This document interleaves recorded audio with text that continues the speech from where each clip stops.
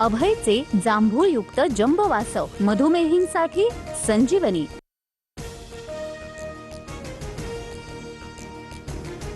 ठाकरे बंधूंच्या युतीची घोषणा उद्या दुपारी 12 वाजता ब्लू सी हॉटेलमध्ये होणार। बीएमसी साठी ठाकरे बंधू एकत्र, दोन्ही पक्षातील जागा वाटप पूर्ण, कुठेही रस्सीखेच नाही, राऊतांकडून स्पष्ट। ठाकरेंची शिवसेना आणि मनसेमध्ये कोणत्याही जागांबाबत तिढा नाही, मुंबईसाठी तडजोड करण्यासाठी सगळे तयार, जागा वाटपाबाबत संदीप देशपांडेंचं भाष्य।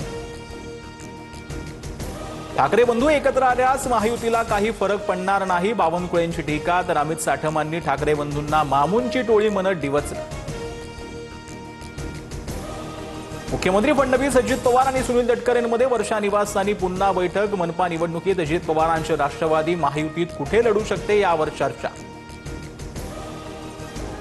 अजित पवार 26 डिसेंबरला दोन्ही राष्ट्रवादीच्या पुण्यातील युतीची अधिकृत घोषणा करणार, कुठल्याही अफवांवर विश्वास ठेवू नका, अजित पवारांचं कार्यकर्त्यांना आवाहन।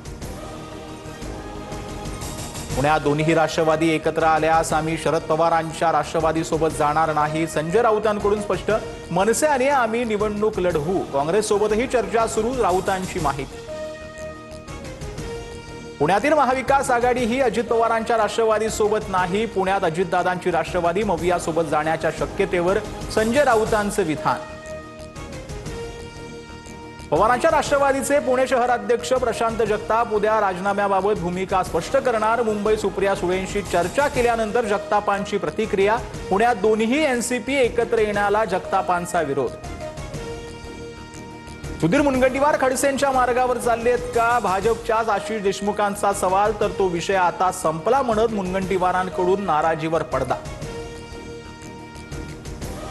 बीएमसी निवडणुकीत शिंदेंची शिवसेना 112 जागा लढण्यावर ठाम। मराठी बहुल भागात जास्तीत जास्त जागा लढण्यासाठी शिवसेना इच्छुक, जागा वाटपाबाबत पुन्हा शिंदेंची शिवसेना आणि भाजपा नेत्यांची चर्चा।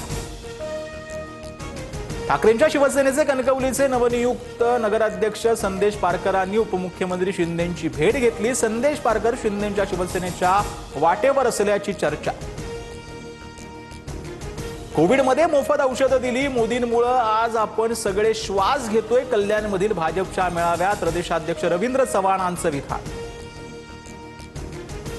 मुंडवा जमीन गैरव्यवहार प्रकरणी अंजली दमानी यांचं मुख्यमंत्री देवेंद्र फडणवीसांना पत्र। अजित पवारांच्या राजीनाम्यासह पीएवर कारवाईची मागणी, पत्रासोबत फोन रेकॉर्डिंग आणि पुरावेही जोडले। मुंबई सीएसएमटी आणि बांगलादेशी दूतावासाबाहेर हिंदुत्ववादी संघटना आक्रमक, बांगलादेशमधील हिंदूंवरील अत्याचाराविरोधात जोरदार घोषणाबाजी। तर दिल्लीतही बांगलादेश विरुद्ध विश्व हिंदू परिषदेचा निषेध मोर्चा।